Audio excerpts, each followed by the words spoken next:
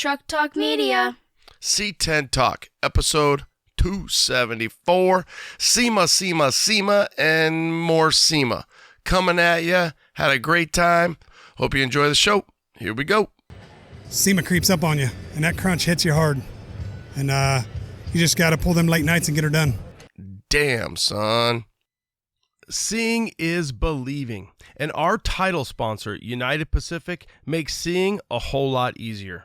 The crispness of the United Pacific LED headlights, taillights, marker lights, and more makes seeing and showing your truck that much better. It's time to upgrade your old dim halogens for new LED headlights, taillights, and more. They offer the brightest and latest LED technology. Headlights are available up to 1600 lumens, easy to install, and it fits right in the OEM housing. How about upgrading to sequential taillights? They're DOT approved and ready to ship today. And for you 73 to 80 GMC and Chevy square body guys, they've got the new front parking lights, LED with stainless steel bezel. Think UP Car Parts. That's upcarparts.com. Let me tell you what Melba Toast is packing right here. I've got 411 posi track out back, 750 double pumper, Edelbrock intakes, scored over 30, 11-1 pop-up pistons, turbojet, 390 horsepower. We're talking some bucking muscle. What does that do? Does that blow your mind? That just happened. Welcome to C10 Talk, your C10 truck podcast. And now I have a chance to be the best, maybe the best in the world. My old man is a television repairman. Ultimate set of tools. I can fix it. I said I got 50 cents in that jukebox, and all I can hear is your mouth clapping. You hear that? Here's your host, Ronnie Welch.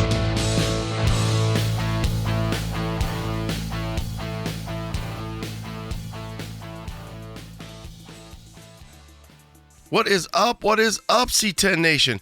Coming at you with another jam-packed episode. SEMA 23, it was hopping, it was alive, it was a great time. Headed up early on Tuesday, always fun, that was Halloween, and headed up to Fremont. Half of SEMA is going to Fremont on Halloween, because it's absolutely crazy. If you get the chance, if you go to SEMA and you can go to Fremont, it's one of those things where I'm glad that I've been a time or two.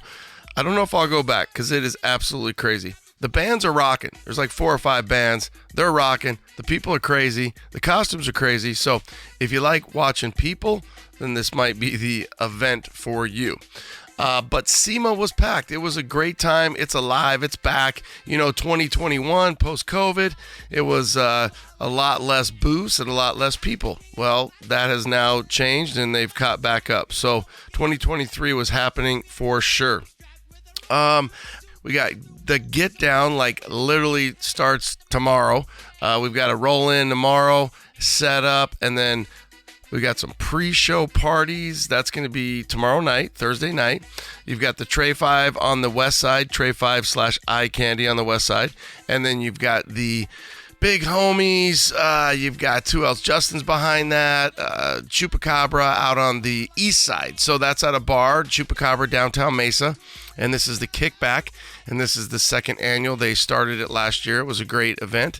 And they're going to be doing it again. So I'll be out on the east side because that's where I live. And we'll see how it goes. If you don't know where these two parties are happening, get on the social media. I did post it the other day. I put both links up there on the IG for C10 Talk. Tray 5, Eye Candy, easy to hit that one up. And then a few of us reposted the Kickback. Get on Big Homie Customs. Obviously, C10 Talk, I've reposted it as well. Downtown Mesa, pull up the Chupacabra tap room. And it's right downtown off of Main. Just east of McQueen. Might be Arizona Avenue or Country Club. But it's easy. It's really easy. And they're both kicking off tomorrow night. So roll in for the vendors. Pre-party, Thursday night, Friday, Get Down Madness, Get Down Crazy, the 13th annual, and then Saturday, I think 9 to 3 on Saturday. All right? We'll be up, we'll be selling, so shirts not as much, but if you haven't figured it out yet, or you haven't scene that I'm involved with, Dojamat, Dojamat. We'll be set up with some Dojamat love. So come by the booth. We'll have some C10 Talk swag, OBS Talk swag, some banners, some stickers. We always love having the stickers. They do well, and you guys love them. The kids love them. And then the Dojamat. So what is a Dojamat? A Dojamat is a classic retro style floor mat for your truck. We've got C10 Nation ones, square body ones. We've got plethora of years from 66 to 92 and in 5 different colorways. So you've got red, blue, green, gray, and tan. Yeah, a lot of options. Come on by the booth, say what's up.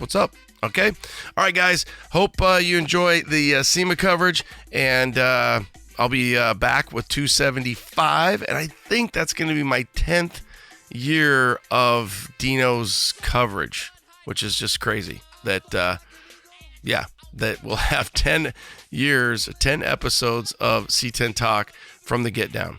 Yeah, it's cool shit. All right, guys, travel safe if you're still on the road. We appreciate you tuning in. Hope you are having great travels. Your trucks are running great, smooth, and we'll see you out there at the show. All right, guys, late. SEMA 2023, and I don't know that we could start it off with a better recipient of our start off pod for 2023 SEMA. We walk by the airlift booth, and this thing is stunner. We've got Boneyard Bailey, and before we turn the mic over to her to tell us about her beautiful 76 square, she's 17. Her dad's here with us. They built this thing, and before we went on air, I even told her, I said, Bailey, did you take a shop class? Did you do, how'd you learn all this? And she said, me and Dad, just me and Dad.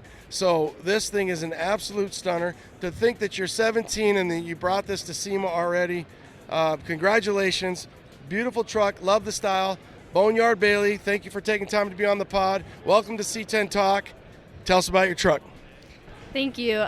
So it all started, my dad told me to screenshot 10 pictures of a truck that I wanted, and it all came up with a Chevy stamp on the back of the tailgate and trim. So we knew we had to get something in that style or era. We went to Tennessee and we had 9 or so trucks picked out, and the second one was this one, and we brought it home with us and we started going to town on it. But the first few months we didn't work on it that much because it was only supposed to be a daily truck for a 16-year-old. But then Airlift reached out to us and they asked us if we would like to be in their booth at SEMA, and I'm like, whoa, SEMA. Of course said yes, and then we had to kick it into high gear and get the truck ready. We only had so limited amount of time. So you're 17 now. When did this happen? You've had the truck for about how long? Well, I got it when I was 15, so about 2 years. Okay. And then did you kind of have a vision the whole time? Did you kind of say, well, this is what I want it to be laid out, I want it to be on air, and kind of walk us through that? Because you obviously grew up, your dad's a trucker, and he's like, hey, I want you to be a trucker, and you knew, hey, I like them laid out. Well, my dad had a dually back in the day, and it was laid out, and everyone in my hometown has a lifted truck or a farm truck. I wanted to be different, obviously, so we went laid out, and I love it. The color is beautiful. So for the audience, they got a front, back half chopping block. And for Mike, you sit down, you've got to think kind of a pinch me moment. You're here, you're at SEMA, you're with Bailey. This thing is getting a ton of shine, the time that we've been here. But really, for a father and for the audience, you guys have kids out there. It's not even necessarily about the goal or the victory of being here. It's about that time that you spent with Bailey, and then really kind of passing on that craft. Walk us, through some of that garage time and that experience, and probably a little bit of patience. Starting this off, she's 15 years old, didn't know a whole lot about much. So, you start her off on little projects here and there, sandblasting, all the stuff I hate doing. Painting, priming. Then moved her on to some of her favorite work now is the bead rolling. She really gets into the bead rolling. She loves it. And she's really good at it, better than me. So when I need stuff, bead rolled now, dragging her out to the garage to do it for me. But, you know, we was originally building the truck to be patina. And renderings came back. Rendering artist didn't have it in him to put patina on the rendering. So, and then once her mother, my wife, saw it. The boss? Yes, mother trumped. And my wife rarely has an input, rarely. So when she does, you better listen. And she's the reason why it's on air. She missed my dually from back in the day. Every picture that she's showing us, you know, if anything she likes was hammered trucks. So I wasn't going to do air originally. Thought that was too much. And then she suggested it. I jumped on it. So that was the kind of the turning point where it started to snowball pretty bad. And Bailey was down for it. So Bailey, I love the sage, if you will, where your dad and I were talking about the green, just trying to kind of figure out that color. Did you have a particular color in mind when it was all white? Did you think yellows, blues, pinks, purples, or did you say, hey, I really kind of like a green? How did you, same thing, did you just go through colors and pictures and keep looking at trucks that you liked? Yeah, and this color was really popular. We went to mini truck nats and there was a ton of colors like this. And I've always liked the color green and teals and blues. I thought this was going to be a perfect color for my truck. Everyone loves it. I haven't had any complaints about it. And for the audience, again, obviously, I'll take some pictures and we'll do some walk around, but it's just a real light sage. It stands out. It easily could have been a GM color because of that earth tone back in '76. You guys nailed it. You've got really nice boneyard nameplates on the side. Where did all that come from? So all the 3D printed stuff is from Trench Trick Upholstery and his worker, Sean Appleman. And man, he's 3D printed all kinds of stuff. You know, just he's a 3D printing machine. Almost all the 3D printed stuff has happened in the last 2 weeks. Steering wheel was not a steering wheel a week and a half ago. It was a couple pieces of metal that I TIG welded together for him. So we was really crunching at the end. SEMA creeps up on you, and that crunch hits you hard. And you just got to pull them late nights and get her done. Were you ever anxious about that, Bailey, thinking, you know, we got the invite from Airlift. We just spent, you know, so many hours, nights, weekends with Dad. Were you getting a little nervous when it comes down to the end, the SEMA crunch? Yeah. I knew we were going to be able to make it. I had no question about that. When Dad needs something done, he gets it done pretty fast. But I was just ready to drive it, honestly. What would you say when you look back over the process? You're here now. It's kind of a victory lap. What was your favorite part of the build? Doing it with my dad, spending a lot of time with him. Awesome. What was your least favorite? The weight, yeah. I grew a lot of patience for this truck. Patience is good. I need some. If I could buy it, I would buy patience. A few other unique things. Obviously, you've got the raceline wheels. The one thing I like that you don't see a lot, and it's a really good combo, is you've got a 79 hood with the 73, 74 Chev grill. It really pops. And then even the dash is a little different. You know, when you think about all the years, the steering wheel, Trent said he did some 3D printing on that. So you have a lot of little accents that I feel like the layperson might not see right away. But for you guys, you know, stake pockets are filled in. A lot of little just touches that after a while, 3, 4, 5, 12 touches like that really start to add up and give it a personality. Yeah, even with my last builds, the little tiny things that 3 people notice are usually the most important for me. I like the little things that no one notices. Maybe because it looks like it could have come factory that way. We was kind of going for we found a new old stock pickup in an old abandoned warehouse and cramming on the ground on big wheels. That's the look we was going for. Well, another thing I noticed right away, like that I liked it, I think you were like, oh, wow, is I'm like, hey, did you tuck that front bumper about 1.5 inches? And you're like, well, I did, but not quite that, because what I did is I did this. So tell us a little bit about what you did there, because it really looks good on the front and the back. Yeah, with a 24-22 combo, and it lays hard. It lays rockers. You need every bit of firewall space you can get. I really did not want to tub the firewall. So I did move the cab backwards to gain even just that ½ inch. So that makes the bumper need tucked even more. And I didn't tuck the bumper as much as most people do. So it's probably got 1.25 inch tuck when it's all said and done. Moved the bed forward a teeny bit just to get rid of some of that gap between the bed and cab. Just to clean it up, and just those subtle mods that, like I said, maybe most people will never notice.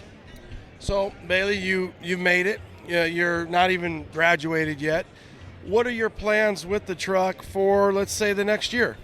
A lot of truck shows. We're going to Maggie Valley.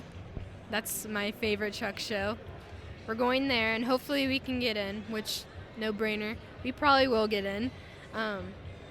We're going to Good Guys. We'll do Camp and Drag. And you guys are out of Ohio, so you've got Good Guys Columbus, right? And then you own a kind of a boneyard, a junkyard in Ohio? Yeah, we have a family operated since the 50s, 40-acre salvage yard. We got almost 2,000 vehicles on lot. We sell just used car parts. We're not into scrapping, anything like that. And then me and my wife also have a transmission shop, automotive transmission shop. So between those two things, we have access to a lot of parts and advice and people. Is there anything that, sometimes with SEMA, there might be 5, maybe 10% that you still need to do, some check-off stuff? Is there anything that you've got to do, some shakedown left when you get home? A lot of wiring for the taillights and the headlights. Driving. Well, when you get that shakedown, you'll have that time, like your dad said, SEMA will sneak up on you, because I think it's like, well, I've got this much time budgeted, and if there's no problems, we can make it, and then things creep up, and time, it takes a little bit longer. So ultimately, La Fonda, the boneyard build, is here. There's nothing boneyard about it. We love that you made it out. We love that you're a young female in the industry. Do you feel like you'll stay in the industry, or do you have aspirations? Is this a hobby? You want to go off and be a chemical engineer, or what are your life goals, if you know them? You don't have to. You're young. I may stay in the industry with the metal work. I really enjoyed that, but I have no idea. So you're going to graduate this year, or you graduate in 24? Well, I'm homeschooled, so I may graduate this year. Okay, and then think about community college, or just right into like maybe a trade school? Probably a tech school, trade school. Okay, awesome. Boneyard Bailey, that's your IG, correct? And is there any underscores? It's Boneyard Bailey, just all together. Okay, Boneyard Bailey. And Mike, what's your guys' Instagram? That's the only one we use. Okay, and then last thing, just to kind of go over it, because I didn't really hit it, motor, drivetrain, what all you got underneath there? I know Trent popped it real quick, or you popped it. Looked like a 6.0, or is it 5.3? It's an LS6, okay. 4L60 combo. Just a freshened up, come from our business. Yeah, I was going to say, you could probably get a lot of parts. So we'll check it out. We'll do some stuff. We'll do some walk around. I do appreciate your time. Thank you guys so much. And I'm just glad that you guys got spend that time together. An amazing build that means probably more just from that time perspective than it does looking at it. Love the truck. Thank you. Yeah, pleasure to meet you too. Like I said, we're longtime listeners. So thank you. Appreciate it. Hey guys, I went live the other day with Derek from Precision Replacement Parts, and they have their vent window assembly. Audio wasn't the best, so I thought I'd come over here and put him on the mic a little bit here. We'll talk about it. So for you 73 to 87 guys, they've got new vent window assemblies. Now you think about this. For years they've offered essentially a rebuild kit. The story I even talked about was, and my buddy Cameron, he's there in Phoenix, I saw him at a truck show and he's like, I'll never do that again. It is a little bit of rite of passage to try to rebuild those, but it's going to take you some time. You can also send them in. If you want to send your vent window assemblies, you want to break them down and send them in, you can do that. They will rebuild them. You're looking at a 2 to 4 week time frame. And about how much does that cost, Derek? It's $564 on the square bodies. So $564 to do that, but you can buy a brand new complete vent window assembly for $580 if you're the 73 to 80s, and if you are the 81 to 91, essentially, for the Suburban and crew cab guys, you know who you are, then it's $600. So just think just under, $599 right there, so you kind of get that in your head, but ultimately a brand new set. Why did you guys come up with these, Derek? Well, we look at our rebuild program. They're so incredibly tough to rebuild. Like you said, I go to shows and I have builders come up to me. They've done the rebuild themselves and they said they'll never do them again. They're just so incredibly difficult. So we want to give people an option, not just to potentially have a rebuild option out there, but also just to buy a brand new set and just throw them in their trucks. Not everybody has a good set to send us to rebuild. Plus, you got that lag of time and having them out of your truck, especially if it's maybe even a daily driver. So this way, you just buy them, put them in your truck, you're good to go. We've got all the proper hardware, the beveled washers, the screws. We're gonna have a drill bit because you will be drilling out the hole in the assembly. That way, it'll make it line up perfectly, as opposed to pre-drilling them. Because there's variances on these trucks from year to year, plant to plant, so this is the best way to do it.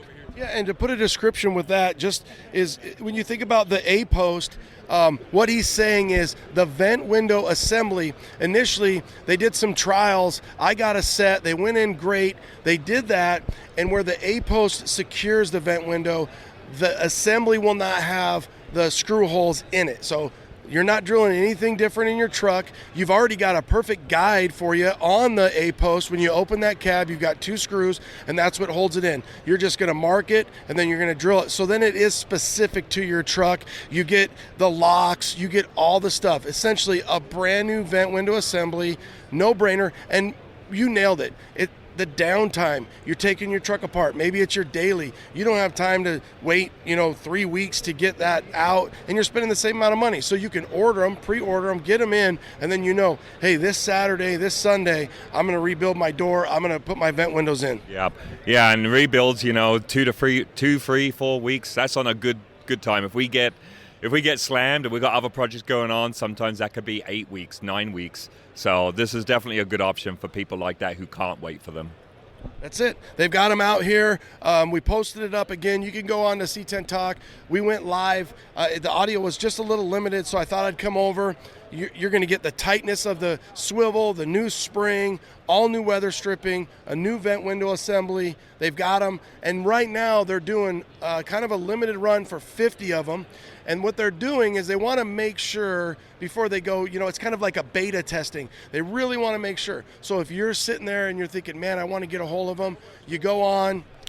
Well, contact us. Go to the email address tech@prp.com. Send us your detail information, your contact information. We'll get you on the list. Then we'll contact you probably next week. Then we can get some sent out to you. It's easy. Tech@prp.com. Send them an email, and then if they've got them in stock, again, that's 50 sets. And we'll go fast. And just to throw a little bit of a incentive out there, if you give us feedback on your install process and how they fit, we want these to be in drivable trucks because we want to get that feedback. We want to make sure these are absolutely 100% good to go. So give us the feedback. Within 30 days, we'll give you a $100 credit. Here's an idea. I love the $100 credit.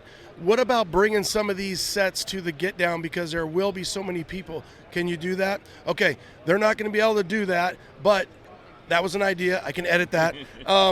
But all right, so we're good. So for, just under that 600, if you're thinking about it, prp.com, they've got it. If you want to get in that first initial list, tech@prp.com. And it will not be on the website. We want to get these 50 out there. We want to get the feedback. Then we're going to go into mass production. Once we get that production in, then they'll be available on our website. Okay, so if you want to be the beta 50, hit them up, tech@prp.com. Thanks, Derek, for all your support. Thanks for everything you do for the C10 Nation. We appreciate it. SEMA 2023 Precision Replacement Parts booth. Boom. Perfect. Thank you, Ronnie. What's up? More cool stuff. Just happened to kind of come across ClassicKeyless.com. That's with 2 Ks. ClassicKeyless.com. I've got Tom. They're out in Nebraska. Tom, tell us about your cool keyless system. Obviously, we're a C10 focused podcast, so what do you got for us? We have systems available for the 67 to 72 C10s and also for the square bodies as well. Currently we're doing them on the square bodies for the two-door pickup trucks. We will be coming out with a system for the Suburbans as well. Same thing with the 67 to 72s. We'll have the three-door Suburbans available soon also. Our niche in the market is that we do only vehicle-specific systems. We don't do any universal. So we go ahead and do the design work, the engineering ahead of time so that it makes it easier for the end user to install the system themselves. All right, so for the audience, if you've got your stock interior, or I should say stock internals for your doors, let's say you're a CK, let's say you're a C10, you've got your left and your right, you're going to get a solenoid and all the hardware, and it's an easy install. What do you think? A 4-hour deal? I can do a system in less than an hour. Okay, so let's say for the layperson, 3? Hour and a half to 2 hours. What about power? Do they have to get power through the door? Yes. Basically, you've got to take the door panel apart. You put the actuator and brackets into the door. You'll have to drill a hole in the front of the door and then through the kick panel as well. Run your wiring through that. Also, it includes the door jamb boot. And then from there, it's a 3-wire connection to the vehicle. You've got constant power, ground, and then tie into the park lights for a flashing park light when you lock and unlock it.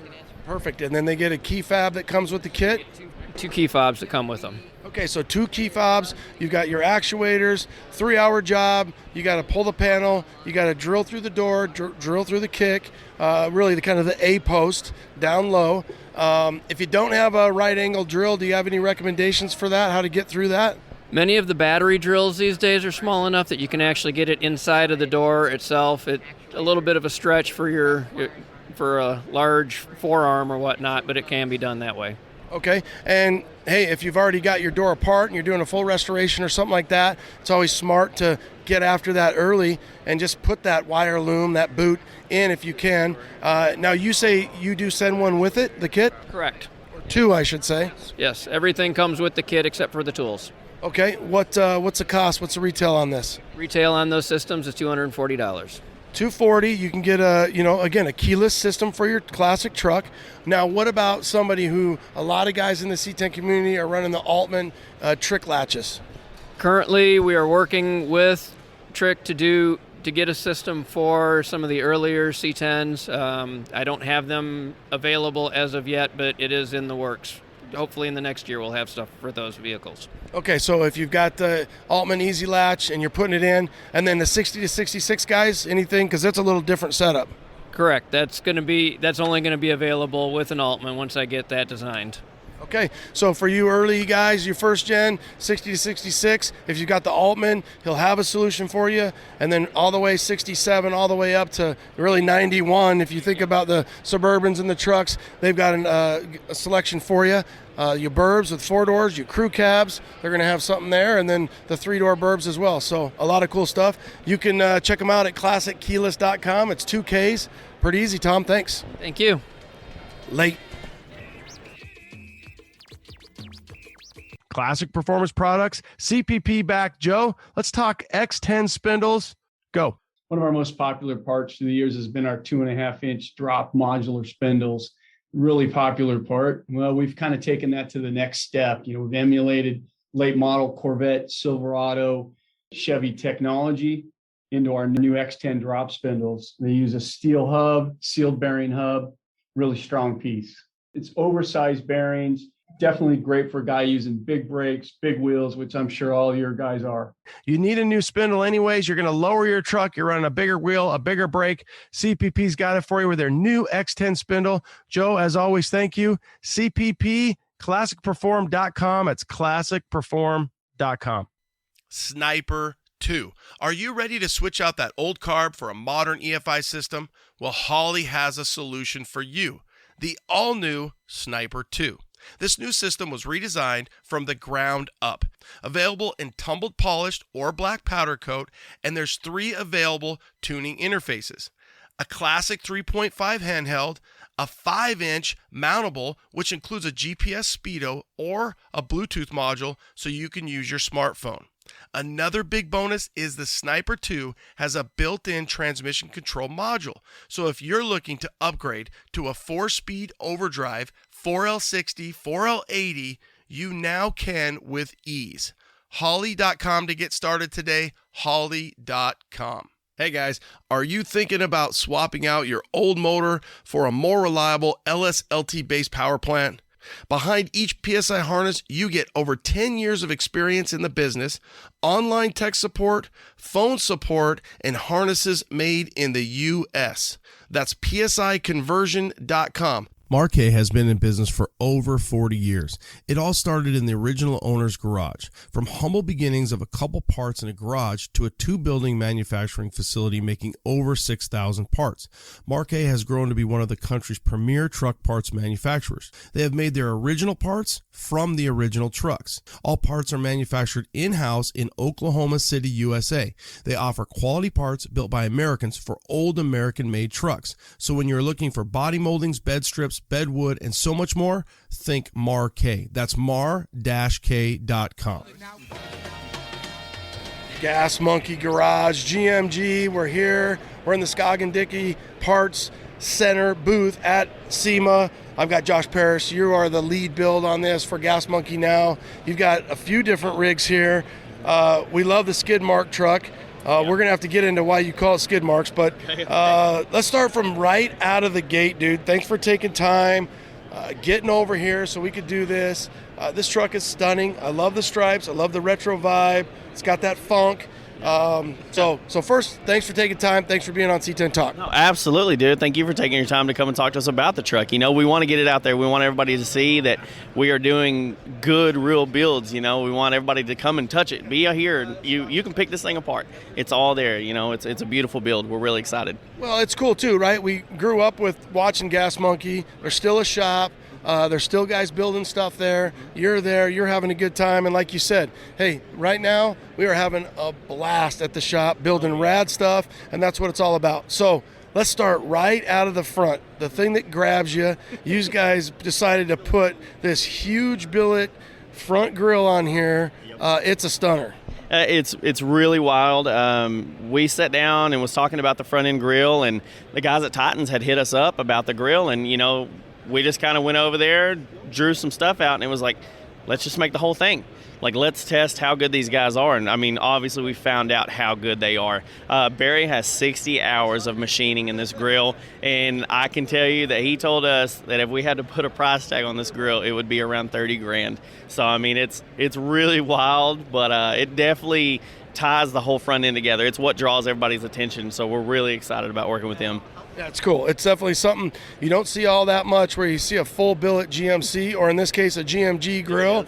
And all right, so working our way back, you guys have this massive motor. What can you tell me about the intake, the motor, the headers? I mean, it's sitting here just like a piece of jewelry in a jewelry box. Yeah. So it is a Chevrolet Performance L8T with their cam. And we did the ultimate headers on there. They really hooked us up and worked with us to make our steering shaft one solid steering shaft, so we didn't have to do Heims and stuff like that. LME hooked us up with the crazy billet intake that's on there. Dual throttle bodies off the top of it. I mean, it gives it that really retro vibe. It's wicked looking under the hood of this thing, and we're really happy with the power. It has a really, really great sound. It's super choppy but aggressive. And then we're already we're around 600 horsepower. I mean, everybody's like, oh, it's not 1,000. Dude, 600 horsepower on a short bed truck is a lot. It really is. So it's a really fun truck to drive around still. Well, and they did a great job, right? So not only does it look great, obviously you've got your quasi valve covers. They're spec'd out. You've got the Gas Monkey inlay in the intake. So they did a really good job for you guys. Oh, 100% took care of us. Yeah, it gives it that extra bling too. It can't just be a bunch of parts on there. It's got to look good too. Yep, we love it. And speaking of bling, these wheels. Oh, yeah. No, you can't miss the wheels on this truck. These are JTX forged first, the C10 style. They're known for their big trucks. They're by 14s, 24 by 14 big wheels. And we hit up Chris and was like, hey, you want to work with us on this? We're bringing out this truck and everything. And he was like, actually, I want to dip into that market, so let's see what we can do. And, man, here they are. I called him the other day, and I was like, hey, what's the name of these wheels, Chris? And he was like, I don't know, GMG custom. And I was like, okay, we'll run with it, you know. So 24 by 10 in the front, 24 by 12 in the rear. They tuck all the way. This truck does lay frame. So they're pretty rad looking tucked up under there, man. They knocked it out of the park. Are you guys going to do an inner fender here, or is that something that right now for the show you wanted to leave open? No. The actual design of it was to leave it open. We was gonna do tubs in there, you know, with Mike and slosh tubs, but they don't clear the hood with the 24s. He hasn't figured that out yet in this truck. So we actually, that's why if you look on the inside of the fender wells, they are like finished out and rounded with it laid out. We wanted to just leave it open and show all the work and keep it simple. The goal with the engine bay, obviously, we're here at Scoggin Dickey's, you know, place, was to take the attention away from everything in the engine bay except the engine. So we just wanted it all smoothed out. Okay, chassis-wise, you're sitting on the TCI, so you know it's ready to run, ready to rumble? Oh, yeah. So this is the TCI grounded chassis, and they actually worked with us because they had never laid out on 24s before, and we called them. We're like, hey, we want to work with you, but we want 24s. These guys totally redesigned their chassis and had a new one to us in 2 weeks, bro. Like, they dropped everything and made it happen for us. And I can tell you right now, if we threw coilovers on this truck, we could go race it. That is a fully built race chassis underneath there that also lays the 24s out. Yeah, it's. I was checking it out earlier. You got big brakes on there. You got the TCI. This thing does look like it.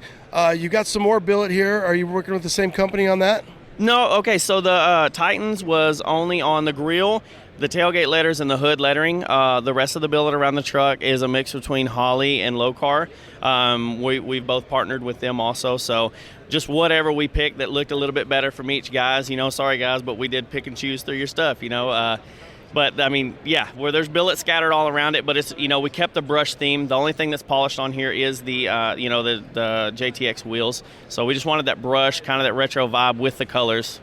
Well, and for the audience, the wheels, these Gas Monkey Customs, they do have kind of a Bonneville salt flat with the right kind of that deeper brown that you guys inlaid there. It is really classy. One of the big things is hood hinges. A lot of guys with the C10 world, they're laid out. What hood hinges did you go with, and are you happy with them? Yeah, absolutely. These are the Porterbuilt hood hinges. I think everybody in the C10 world knows Porterbuilt, and yeah, they're great. I mean, they've done their research. Everything's wonderful. They kept our engine bay clean once again. You know, we didn't want anything in there. So those are, you know, they're tucked up in the cowl. They're up there. They're real sleek. They're real sexy, and they're actually really sturdy too. You know, they have freaking 2 shocks on each hinge, so they really have a great product. We love them. One thing, if we work our way to the cab, that really stands out is it looks like you've got a slash tub buddy bucket. We do. We have the Slosh Tubs Buddy Bucket, and we also have his new sub box that goes behind the seats too, with the door that opens up. We want to take, and we didn't have quite time enough to do it. We want to put one of Richard's new hot sauces in there in some foam, you know, and inlay it and sled the seat forward. But yeah, these are the Buddy Buckets, and they're covered by Texas seat. It really ties the interior off. The Spark steering wheel tied in with his is really like set off for everybody, you know.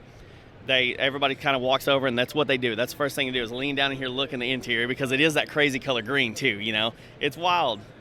One thing I noticed the other day when I was looking in that I really like, I'm assuming it's Restomod, but you've got for the audience, your normal AC vent, where you think about where that is positioned. You've got 3 kind of ball valves there. They match your dash defrost. And then in the normal C10 67 to 72, you've got your ball valve on the right and left side as well. So I bet there's going to be a lot of coverage, and it looks really classy. Absolutely, yeah. So, you know, we wanted to do our defrost vents with the Restomod air vents. They have like a really sunk in one. So when you're looking at the truck from the front, it's got a lot of depth in it. And then on the sides, instead of having the big plastic that hangs out, we actually sunk them into the curvature of the truck. So if you look in there, they're actually pocketed in there instead of bulged out. So yeah, Restomod air vents, dude, all the way through the truck, really tied the dash off. It's great. What's something on this truck that just kind of kicked your ass? Oh, man. Timeline. Deadline. No sleep. Man, being honest with you, so these wheels are so new that we were working with Chris over at JTX, and we didn't have the wheels until 2 days before we left. So designing the ender fenders to have the right radius and making sure that the back spacing and everything was right in the rear tubs and getting them clearanced out and everything was a headache. You know, it wasn't that it was just real difficult. It was just a lot of time sitting down, you know, freaking drawing out on paper and pulling measurements and making templates and trying to just design the whole rear end and the front end around the wheels that we didn't have yet. I mean, they are that fresh on the market. Mike's back. Mike laid down this paint. Mike did lay down some paint, man. I got to give it to him. He's back, and we sat down in the office with Richard, and we were going over paint schemes for this truck. We knew it was going to be big, and we're trying to just throw different designs, the normal 68 designs. Your head just gets stuck in there, and Richard's like, well, why don't we do the Desert Fox look? And we're like, Richard, that's an 80s, that's a square body. And he's like, we can pull it off. He was like, I want to do that. Flip-flop some stripes on the hood here and there. He calls it the Baconator stack because they flip-flop through each other. I was like, all right, we're not going to call him that. But and then the colors of them, everybody's asking about the colors, are very interesting. Well, believe it or not, it's not that interesting. It's Richard's new hot sauce colors. So we just went off of them. He has 3 new hot sauces out, and we just try to get as close as we could to the color of the hot sauce bottles. And is that why it's called Skid Marks? It is. Texas Skid Mark is the hottest of his hot sauce, and that's why we did name it Texas Skid Mark. We went from that and Tandango. We were bouncing back and forth and ended up on Texas Skid Mark. So the 3 layers are each 3 different sauces? Correct, yeah. So we got the Texas Green Light, we have Texas Skid Mark, and we have Burnout. And that's the 3 colors. Yeah, the tan and the gold was just some accents. But, yeah, the 3 main colors on the stripes is the hot sauce colors. So I have a Desert Fox laid out sticker that I do, and somebody came up to me and they said, do you have the sticker of that truck that's over there? And I said, I don't have a sticker of that truck, but I do have a sticker of the Desert Fox, and I think this must be what you're thinking of. And sure enough, that's what I pulled it out of my backpack, and she's like, that's it. Okay, well, back to the truck. One-piece window. Who did you use? One Piece Products. Okay. Yeah.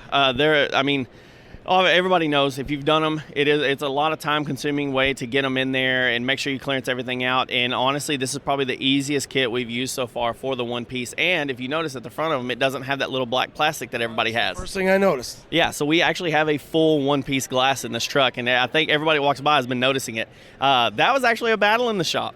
I'm very I don't know. I like the classic look. I like the wing window, and I got outvoted in the shop. Everybody wanted the one piece, man. And honestly, now seeing it here and having them all in, I'm liking the one piece way better. It's super clean on this thing. Well, it looks good without that little piece, the gap piece that you have to put because the window, it's too big, right? Correct. So that's more of your brother's kit, and there is a lot more success from what I know that from the install of that. Whereas this, unfortunately, they do not have a good reputation. So I'm glad to hear that you were able to put them in and that they went in good because I'm going to go on record and say you might be the second person I've ever heard that wouldn't say would never do them again. I'm not saying that we do them again. Like I said, there was a lot of work in it, but now that it is there, we do love it. But yes, there was a lot of fabrication inside of the doors. Well, and they look so cool. So it does look really classy. Again, on the door handles, not sure. Just could either be low-car or Holley. I believe it's low-car. I believe these are low-car billet door handles. Once again, brushed. We just try to keep that theme rolling through. Sparks Industry steering wheel. What column? That is an I Did It column. Okay. Yeah, I Did It column. We did that with the universal ball that goes through the firewall, and we had to have the Spark Industry steering wheel. I mean, we seen them at C10s in the park, and we're like, hey, what do we got to do to have that wheel in our truck? And we ended up working it out, and there it is. Covered it in the same green as the interior, which that's one thing on this truck that's controversial so far is the green. No, some people like it, some people don't, but I love it. I think it gives it that vibe. I think I posted it yesterday, and I just put that funk because it is funky and it's cool. You went with like a 72 door, inner door on a 68. You like the shelf, you like the bigger doors? Yes. Inserts for the audience? Correct. Yeah, I just enjoy that door more. It's more functional. You have the armrest, everything. I like the look of it. That's all it was basically for us. We had both sitting there. AMD brought us all the sheet metal and also brought in new door panels and stuff for us. And we had them both sitting there and we were looking and I was like, you know what, let's go with this. We all agreed. There's a lot on this truck, believe it or not, that's all over the place. The cab is actually a 71. We did the 68 front end because we wanted the slant nose, so this thing is just a smorgasbord of parts all over the place. So one way you could tell, well, I don't know if it's a 71 because it doesn't have the bump out up there. Oh, yeah, I'll show you later. Okay, so work our way back. You got the big tubs. Obviously, you got the TCI showcased. You got the Boyd tank. What'd you guys work here on your rear door, your lift door? It looks great. What do you mean? Oh, just doing it? So what we did, honestly, me and Mike just sat down and started cutting. We pulled some measurements. We didn't want to do the full length door like we've seen a lot of. We didn't want to do the half door. We kind of wanted it just up off the end and not have the back cap split. So we pulled it up. We used Smoky Road Rod Shop hinges up here. They push out as they go up. And that allowed us to make this thick deck lid, that actually looks like a full piece, It's a 1/2 inch by 1/2 inch square tubing frame that we skin the backside of just to give it that good look right there. Probably one of the best ones I've seen with the Smoky Mountain Rod Shop. The way that it comes out, I met those guys before, and then they were at the Tennessee Triple Crown, and I like the way that you formulated it because it gives it a lot of it makes it look girthy, right? Yes. Your piece doesn't look flimsy because of the way you guys did it. You did some high machine screws. Everything flows. I love the color of the chassis. You went with that light tan. Yeah. I don't want to clean it, but it looks really good. Yeah, that was one thing that we went back and forth on too, was do we do it in like a matte or do we do it gloss? And we all decided, you know what, this truck is actually a usable truck. Like, we kept the bed floor in it, we kept the bolts, we kept the truck feel. So we wanted to do the gloss because we are going to drive this thing. We are going to use it. If you use a matte frame, it looks wicked. But first time anything gets dirty, you're screwed, So we kept the gloss going. Well, we worked our way from the front all the way to the back, and they have a huge GMG billet, just like a GMC tailgate, but of course it says GMG, and then you really, really tuck this rear bumper. It looks fantastic. We tried to get it as close as we could on the rear. We got it tucked up in there with clearance, in case something happens. Actually, when we brought it in, our driver came in and he dropped it on the tail, and luckily when it went down, it shoved the bumper up a little bit and didn't hit the paint, thank God. So, yeah, we try to just keep it clean, but we wanted bumpers on the truck, just like drip rails. We didn't delete anything. No door handles, everything. Everything's still functional about this truck. Yeah, it's killer. How has the reception been for the week? Amazing. That's the biggest word that I could say for this, is just amazing. We were waiting for our unveiling 11 a.m. on Tuesday, and man, when we walked up, the amount of people here, the crowd waiting was almost gave us goosebumps because we didn't know what it was going to be like. You get so much hate, you get so much love being who we are, honestly, being Gas Monkey. You never know. So the amount of love for this truck has been just really, really awesome, man. It's all been positive. Every post we've seen is positive. So it's really cool to see everybody enjoying the build that we really enjoyed doing too. Well, we're glad that you guys decided to pick a 68. We're glad that Richard is marketing his hot sauce with a cool C10 with a truck like this. And one thing about hate, people don't like to do hate anymore to your face. They just want to talk shit online. So it's way different. You're here. You finished it. You made it. And there's a whole thing called the Man in the Arena, and you're in the arena right now. You're doing it. You're living it. People could be in the grandstands. They could keyboard warrior all they want. They're not at SEMA. You're here with a Desert Fox throwback 68. And it's a ripping rad time. I can't wait to see Richard do a burnout in it, and you guys have fun with it. And what's next? Where are you guys taking it next? So after this, we're going to go to, I think there's the Dixon party. We're going to have it at the Dixon party this middle of this week. And then we're going to Dino's. We're going to take it and travel with it a little bit. We're going to go show it off. We really enjoyed this. We put a lot of hours into it. And before we left, Richard was like, go have fun with this truck. He was like, y'all deserve it. You put in time. So it was really cool to let him, for him to let us do that. So we're going to go enjoy it. We're going to go show it off to people. Let them, like I said, when we did the unveiling, put your fingers on it, touch it. It's a full truck here. We really want everybody to understand, like, this is a full build. It's not TV show or, it's not the halfway done stuff. This is a full ride right here. Where are you guys going to be next week at Dino's? Do you know the booth? AMD. We'll be in AMD's booth. We've teamed up with them on this truck, and they've really taken care of us. And Eddie called us and was like, hey, are y'all going to Dino's? And we're like, well, maybe. And he was like, bring it to my booth. He was like, you can have my booth if you want it. He was like, I want you guys there with us. So we've really enjoyed the relationship we've built with AMD. And, yeah, we'll be out there with them. So swing by the booth. Come check out the truck. Have a great week, enjoying the fruits of your labor here. Get some rest, and we'll see you next week at the Get Down, because it's going to be another kick-ass time. 2 full days of craziness, and for the audience, hopefully you get a chance to swing by the AMD booth to check it out. Josh, for your time, graciously taking the time to walk us front to rear. We love the truck. Skid mark, you guys check it out. I posted it up. You can check out GMG. You can check it out. It's there. It's one rad-ass truck, dude. Thank you, man. I really appreciate it, and I hope everybody enjoys it. Late. Hey guys, what's up? SEMA 2023. And we've got a killer product that I don't think a lot of us think about. Pretty stoked about this one. I just spent some time talking to Thomas Mischke. Tom, the Vapor Trapper. It's one of those things, I think, where we build these old cars, we build these old trucks, they smell, the kids get in it, mama gets in it, and it's one of those things where we don't have to have that smell. You came up with something that was beyond ingenious, and it fits. It fits for your customers. It fits for, the guys out there building, wrenching. Tell us about the Vapor Trapper. Well, what we did originally is we were building it for our own clients. We have a number of very high-end clients with multiple car collections, and it got to a point where some of the wives wouldn't even go out into the man caves where the cars were because they just smelled like gas.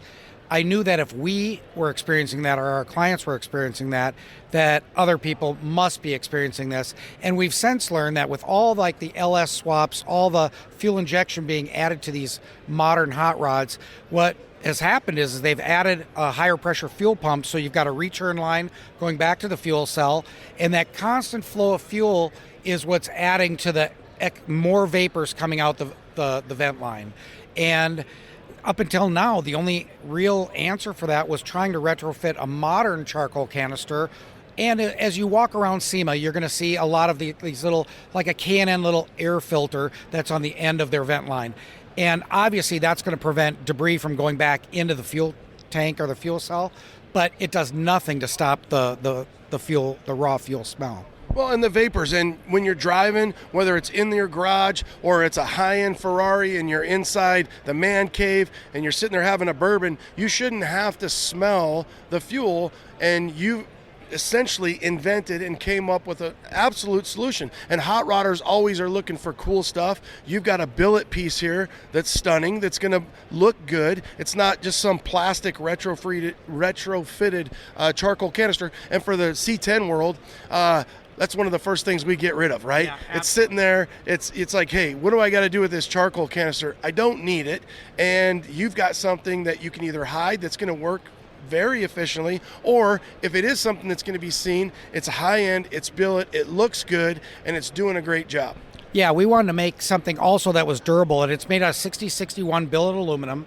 It's rechargeable. We're the only charcoal filter on the market that's also rechargeable. So you install this once, you find out how you want to get it all fabbed up, whether you're using AN fittings, however you want to custom clamp, however you're going to attach it to the vehicle.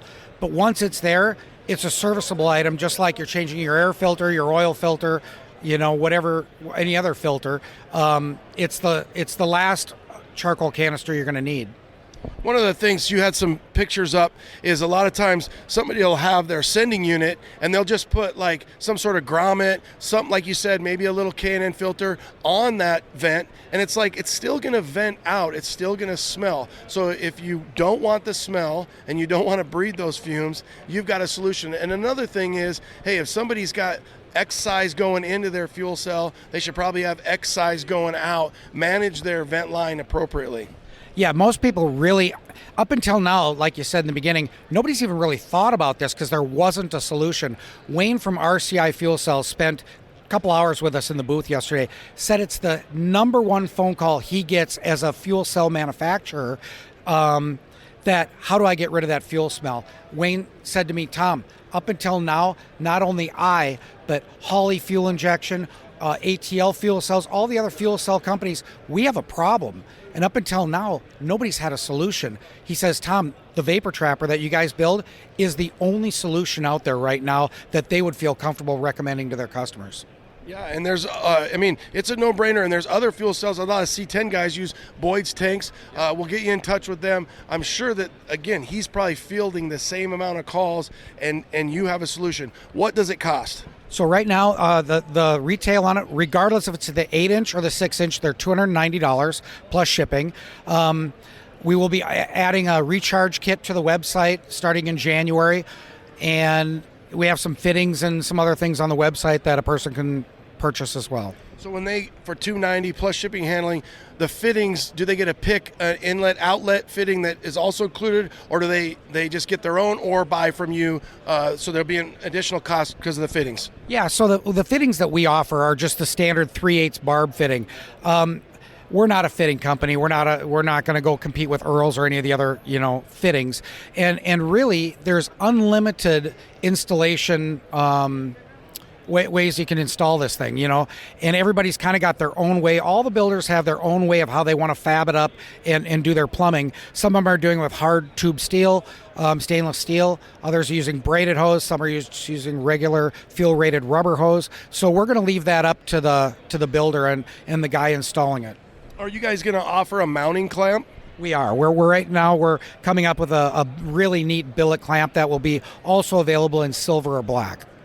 There you go. You've got solutions. So if you're tired of having that smell, whether you got fuel injection, whether you're carbureted, they've got a solution for you. The Vapor Trapper. Is there a place to go online to buy this? Absolutely. You go to www.shop48.co and it'll direct you right to the website and or a retailer near you. Okay, so if you're tired of that smell, you want to check it out, easy. Shop 48, that's for the great state of Arizona, the 48th state in the union for you guys out there. Shop48.co.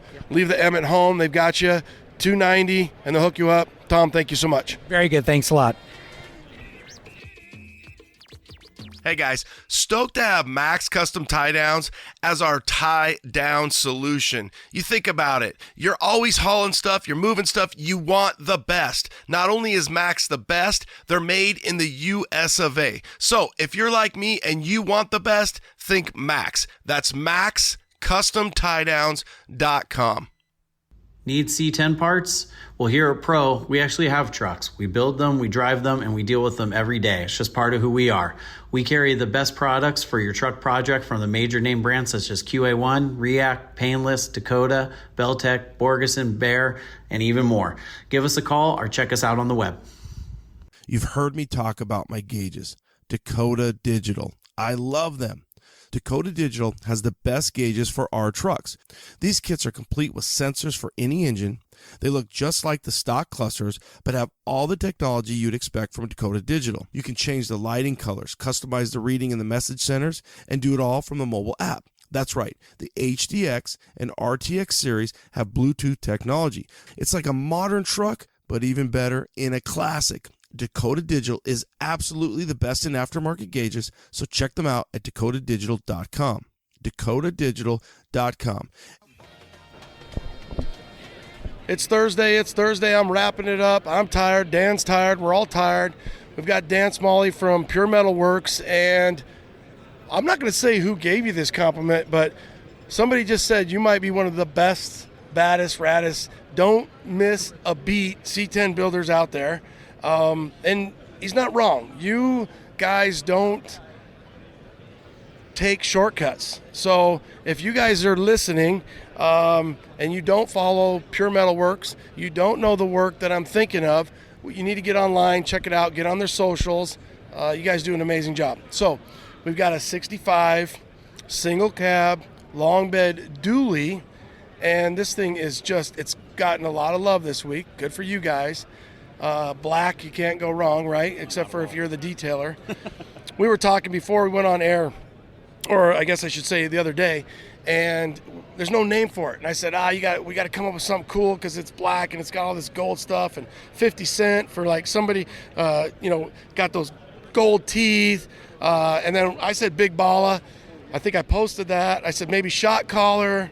You guys got to come up with something. So we'll kind of allude to that. But Dan, thanks for taking time to tell us about the 65. What a beautiful build. Thank you, man. I appreciate it. Thanks for taking time to meet with us and talk about this build. What we got here is 65 C30. We built for a customer. He's actually from Germany. So this truck at some point will go overseas. But anyway, let's talk about the build here. We started out, the customer ordered up a Nelson Racing 1200 horsepower 427 LS. So we started with the base. We started with the chassis from GSI. We started from a Curry rear axle. We started with the Nelson Racing motor. And then we had some 22 American Forest, Alcoa-based dually wheels. We started with the platform, and we had to source all the cab, we had to source all the sheet metal and everything else because he's in Germany, he's buying parts in America, so he's piecemealing this thing together, and then it comes to us, and we get to put all the finishing touches on it, which is a lot of fun. We started with a hell of a base, so now we're just finishing it off.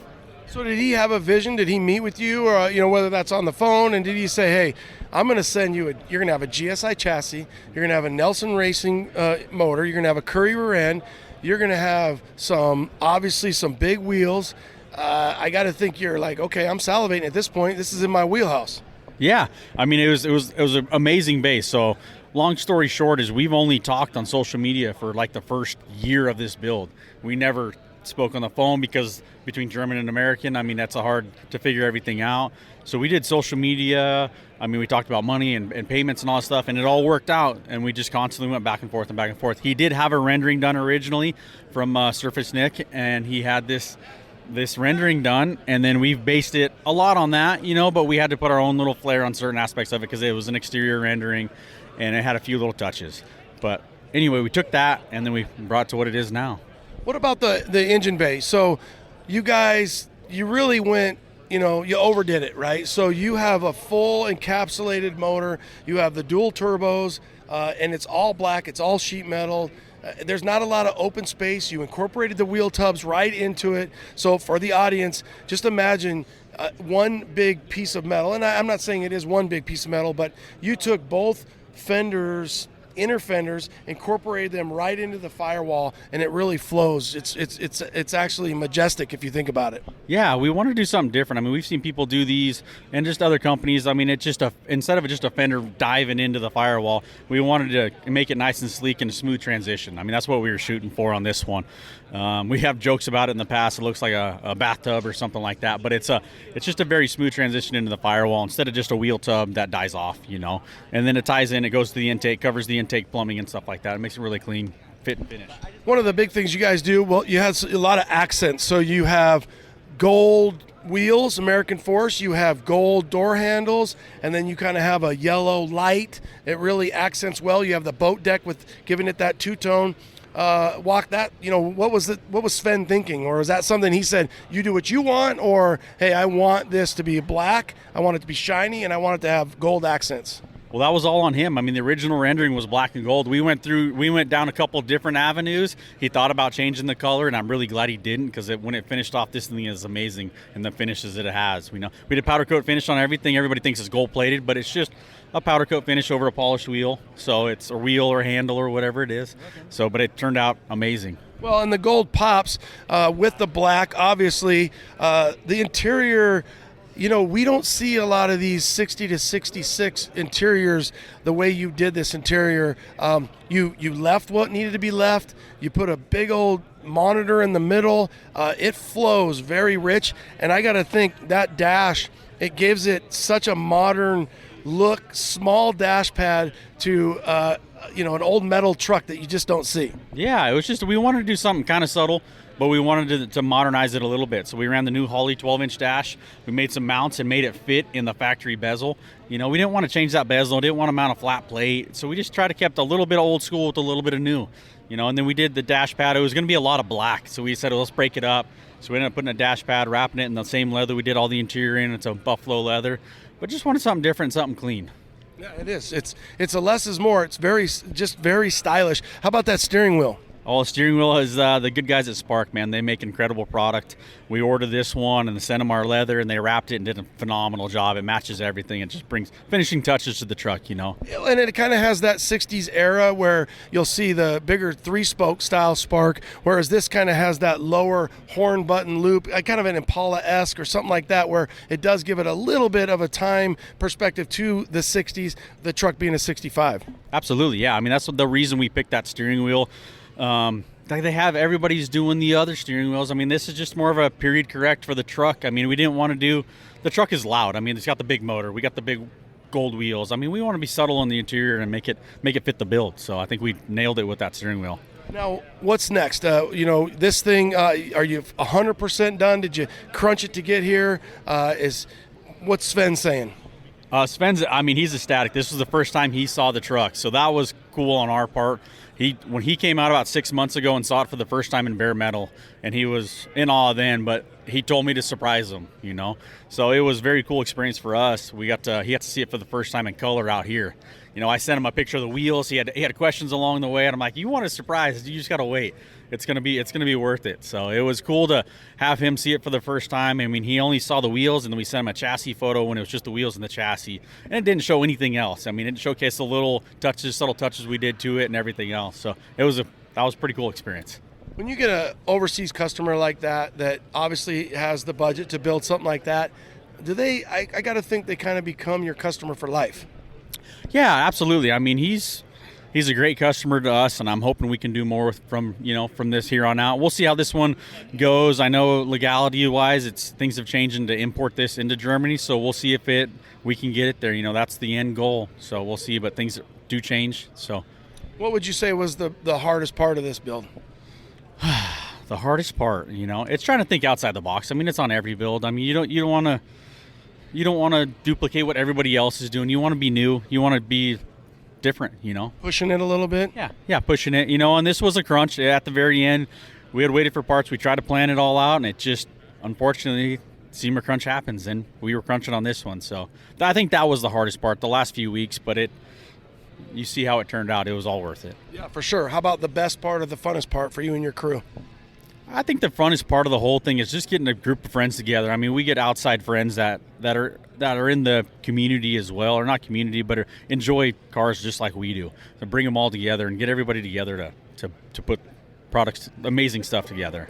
Well, and kind of working our way back, you put the boat deck stuff on. You went with a huge, massive rear inner fender, kind of a tub. And then the one thing I really like is you put all these compartment doors in here, and it does look kind of boat-esque back here, and they're functional. You've got a cooler, you've got detail stuff where the bumper or the tailgate is. You did a lot of little things here that you didn't have to do, but those little things accent the whole truck, and it really pops. Yeah, we just the bed floor on this. I mean, you got an 8 foot of bed and 6 feet wide, and if you don't do something with it, it's just a big flat panel. So we made storage compartments and a raised bed floor, and just utilized it the best we could. The raised bed door, what hinges and what components are you using? So on that we used it in the past. It's Eddie Marine. It's a hydraulic hatch hinges. We like the smooth. It's a slower move, and we just like using those on our hatches. Yeah, it's beautiful. Love the big back window, the wheels, the way it lays, the stance. How has the response been for you guys? Response has been awesome. I think the color combo and everything else really sets this one off. I mean, black and gold, it's hard to beat, especially done well. And I think the gold pops on the black, and it was the right color for the build. So will you go down to the get down? Will you tour this thing around? Will you keep it in States for another 6 months and just make sure it gets all that shine, or maybe even a year? Yeah, we're actually going to miss Get Down this year. We have some obligations back home, so we'll be going back home and then hitting this next year.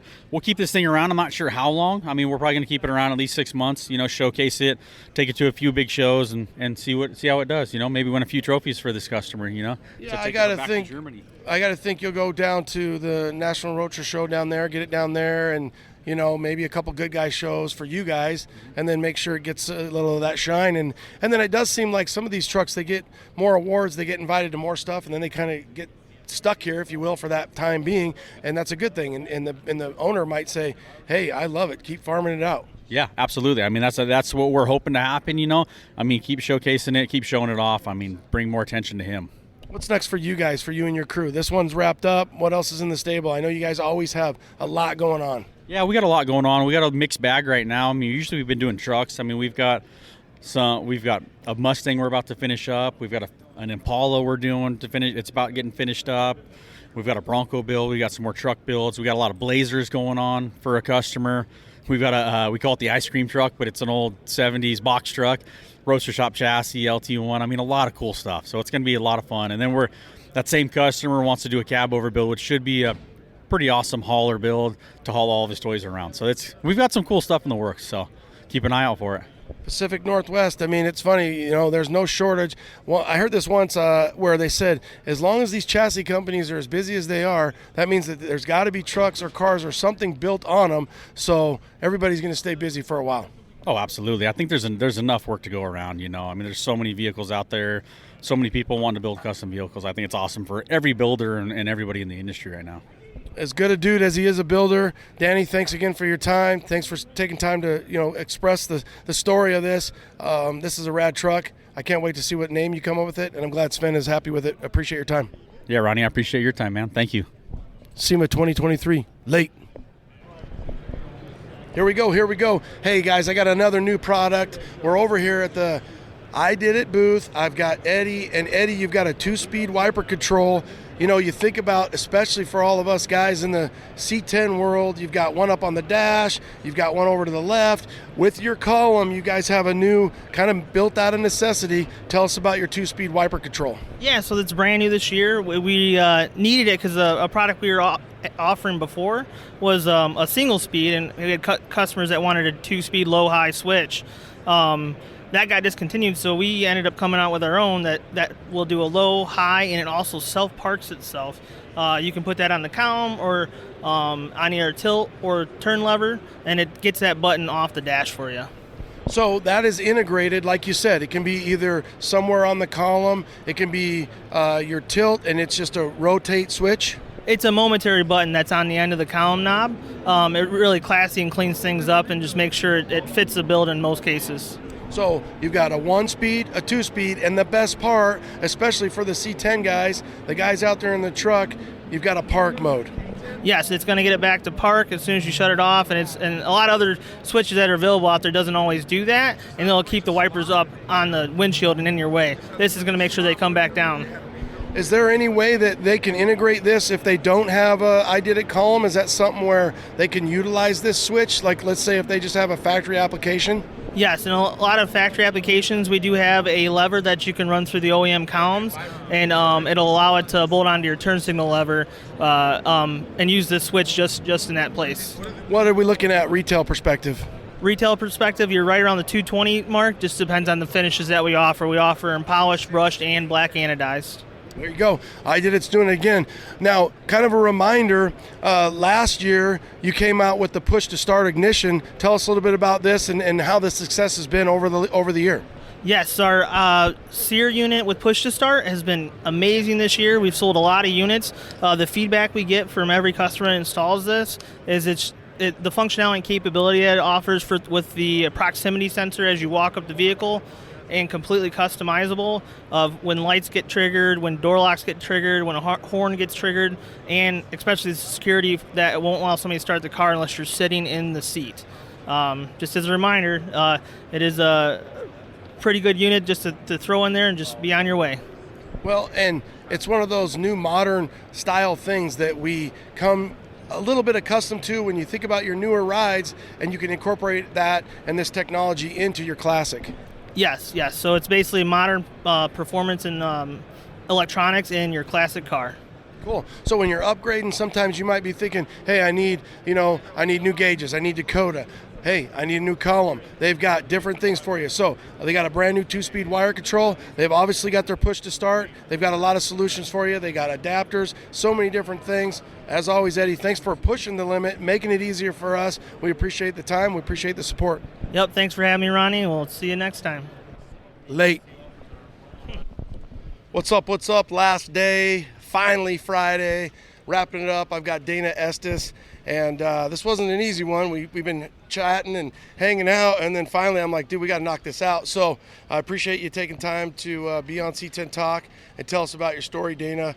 Love your truck, 1969 Chevy C10 step side. Tell us a little bit about how this whole thing happened, bro. It started always wanting to build something, and it was something. It was always either an El Camino or a step side, and Grandpa had a step side growing up, so this was kind of the route to go. How'd you find it? Everywhere. I was just looking everywhere. Came across it, Facebook Marketplace, bought it, Fresno. It was just a rolling cabin body and on a short bed chassis, and there wasn't a single part on it. It was hood, fenders, door, cab, and bed. That was it. So did you know from the beginning, or did the truck that you acquired obviously dictate it from the perspective of, hey, if I find a stepper that's a runner, a driver, I'm just going to enjoy it and maybe kind of fix it up here and there? Or did the truck, because it was in pieces and parts, was it like, hey, this is the full deal, I'm all in? I was looking at everything. I was looking at trucks that ran. I was looking at bodies only. always the plan was to tear it down to absolutely nothing, and then build it from the ground up. Every new bolt, new washer, everything. That was always the plan. Well, you started right. So you find a TSI chassis, you get it, you work with the guys over there, and that's a great way to start, right? When you have the chassis, you start acquiring the parts. Walk us through that build. Yeah, that was exactly it. I bought the truck from a family in Fresno, and I think within a month I had the TCI chassis ordered. Started ordering parts. Parts were showing up before I even turned a bolt on anything. And getting the TCI chassis, shaved months and months and months off my build. So it was really nice. The truck and body and everything went to the body shop. They painted it on the factory chassis. And then when it was time for it to go on the TCI chassis, we really just popped it out, rolled out the old, rolled under the new, dropped it on, and took it home, started bolting stuff together. Yeah, and then sold the factory chassis, probably made some money, or maybe you still got it. A lot of guys can do that. I sold it. In hindsight, I should have kept it, being that short beds are so hard to come by now. But I did sell it. Didn't make a whole lot of money, but it was one of those things that at the time they weren't worth that much. But if I would have held on to it, I think I would have made a lot more money now. So LS3, you got the 6L tranny. Now, what was your thoughts on that? Were you always like, hey, I'm going to junk this original motor, and you kind of see what the trend was, and you're like, hey, this is the way to build this thing? It was always a plan, because I had no engine, no trans, nothing when I bought it. So it was obviously something new was going. I originally was thinking 396, 4L80 and done. But then I started looking at the LSs, noticing that kind of seemed to be the trend, and I just ended up going LS. My friend actually talked me into going modern on it. I did take a drop in horsepower by going to the LS3, but this thing is still ridiculously fast. Yeah, I mean, you got to think, if you got an LS3, I always kind of laugh with that because the trucks came with depending, some V6s, or I should say I6s, 235, 250, maybe a 292. Even if you went to a small block, it's not like it's pushing huge horsepower, under 200. And now we get these motors, they just make insane power. Yeah, we're at just a tick over 500 horsepower, actually, what a dynoed at. So, 6-speed, 4 9-inch. I mean, it's a whole lot of truck to hold on to. And TCI chassis, it lays down long black stripes, nice and straight. Nice. How about gearing? What gearing did you go with? I'm running 370s in the back, and it does have a true track system in it too. So I think the challenge, right? So you start with like a blank canvas. Walk us through your thought process. Did you know, hey, I want all these parts. I want the Willwood brakes. I want a 20-inch wheel. I want a Brothers one-piece window kit. How do you decide on all that? And was that harder because you had such a blank canvas? The color was always in my mind from day one. I always wanted a cement gray. The pearl added to it was actually the painter's idea to put the pearl in it just to give it that extra kind of pop in the sun. But the color was always there. No polish, no chrome on the truck was always a for sure go. So the black accents and everything was always in the plan. Then just kind of as I started going along, I was like, I don't want to do the wing windows, so I go with the Brothers one piece. And then I came across the Fessler glass front and rear, and then it going the frameless windows.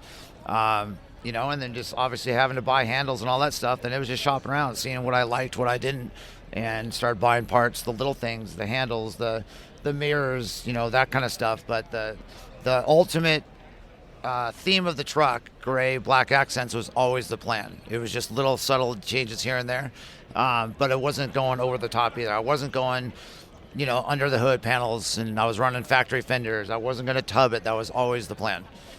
Do you find that, for me, it's always the wheels? The wheels are very hard because they kind of can make it. Was that a challenge for you?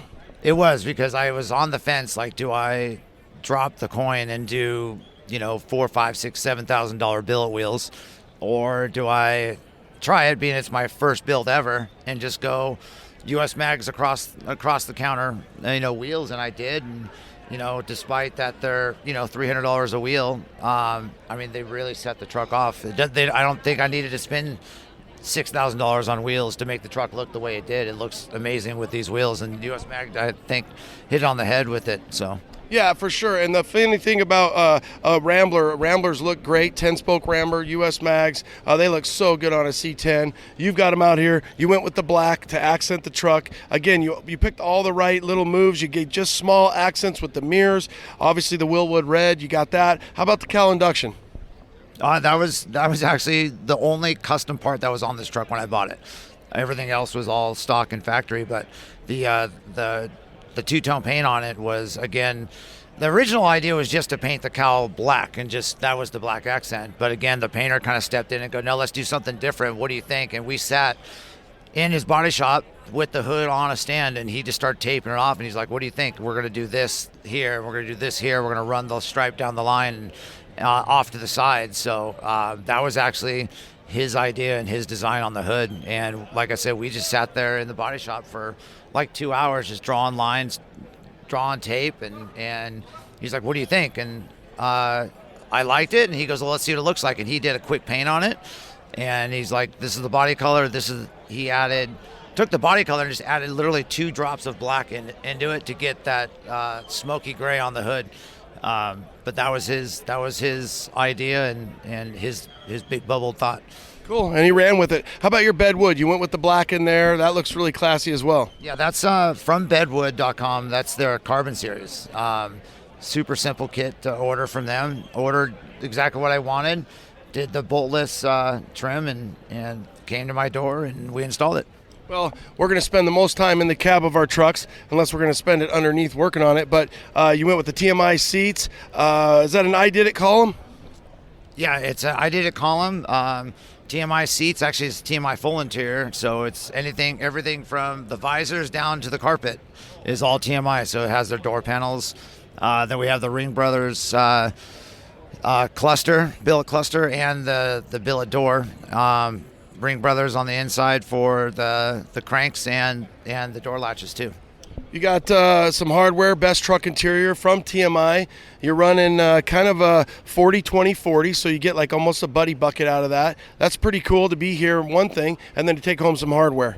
Yeah, the truck got here from TMI. I was the trim road tour champion with them, and as being the champion was my invitation to SEMA, and it's right out here in front, right on the end of an aisle, tons of foot traffic. And then they did their trim awards here with other SEMA vehicles, and I was kind of blown away that it came here and won the award it did. And now it's a Barrett-Jackson Cup truck, and it's going to go to Barrett-Jackson in January, and we'll see what happens with it.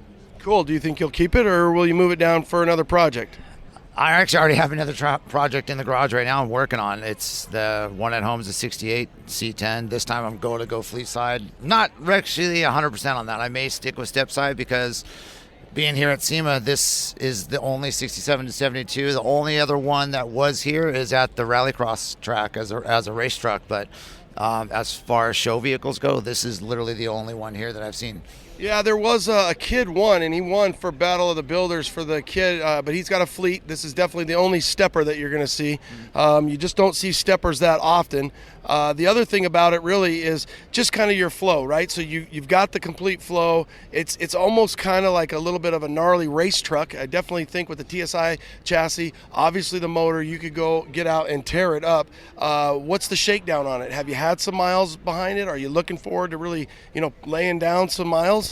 I'm actually just a tick over 500 miles on it. It's all HP tuned, runs great, but it's only a 14.5 gallon tank, so I don't have a whole lot of range on it. But I do drive it. I drive it to Cars and Coffee, local shows to where I live, and so I do drive it, and I enjoy driving it every day. Why did it come with the 14.5 through TCI, or why would you not? Because you can go with a lot bigger tank. So TCI didn't supply a tank. The tank actually is from Rick's Tanks. So they, I gave them the measurements. They cut me up one, and that's all she wrote with that. We just bolted it up and started plumbing. Well, if you get to the point where you need a bigger tank, we can definitely find you a little bit bigger tank, 20, get that extra juice, 6, gallons. 14, we'll see. But the bottom line is it's a ripping rad truck. Love that you went with the Fessler glass. It always looks classy. Do you have a name for this thing? I just kind of joke around, call it Old Gray, kind of just fits with it. It's an old truck and it's great, so there you go. Okay, I love it. Old gray. It's got the right accents. It does look mean because you went with those black accents. The cowl, it's crazy to think that he only dropped 2 drops of black in there to get that drastic difference. With the pearl, it really pops. Old gray's out here. It couldn't be in a better spot because you're just taking in the sun, and the sun allows the pearl to really looks good. I like the way you accented it with the tuck bumpers. When you bring those bumpers in, it just really gives it that natural look with the natural stock style bumper, but you're really pulling it in. It's those little things that really make these trucks pop. Yeah, I got the front bumpers actually from Venata Fabrication. It originated as a smoothie bumper, and they chopped it, narrowed it up. I believe it was 2 inches, and then they added the Pro Touring vents on it. Yeah. It looks like a race truck. It definitely looks mean. Where can we follow you on social media? I'm at DJ02, so it's DEEJAY02. I didn't post a whole lot when I was building it, but I've been posting a lot more, trying to be a little better with it. So my wife's been busting my chops, telling me I need to do more of it. So I've been trying to do as much as I can. Well, and now that you know, people will want to see it. So if you get into the 68, kind of time capsule that. Another cool thing about social media that way is it gives you kind of the opportunity to look back and, look through that journey, look through that process and enjoy that and be like, oh man, that was a tough day, or that was a great day. And they look back and you're like, hey, I've kind of got a timestamp. And believe it or not, people want to see it. Mm-hmm. Yeah, no, and I have hundreds of pictures of the build, and leading up to SEMA, I was trying to post more and more of the old stuff to try to get it recognized by, if someone did look me up, because on my show board I put my Instagram at it, but that way if someone wanted to look at it, there was starting to be some posts of some of the old, what it looked like before and after and stuff. Yeah, it's a no-brainer. You can really go back and you can do that, and you can kind of, as you do the whole system, you can kind of follow that along, and it's one of those things where people will like that, especially now they get to see the fruits and they get to see the final thing. So DEEJAY02 at Instagram. So A102? DEEJAY02. Okay, JAY. I get it. JAY. So DJ02. All right, well, check it out, Dana. You guys can check it out on social media. I'll be sure to tag him on the post. We appreciate your time. I'll take some pictures right now. Thanks, Dana. Thanks, buddy. SEMA. Yeah, another great show. Again, appreciate you tuning in, and then get down. So we'll see you guys out there. If you're not able to make it to the get down, where are you at? Biggest party of the year, literally the C10 party of the year.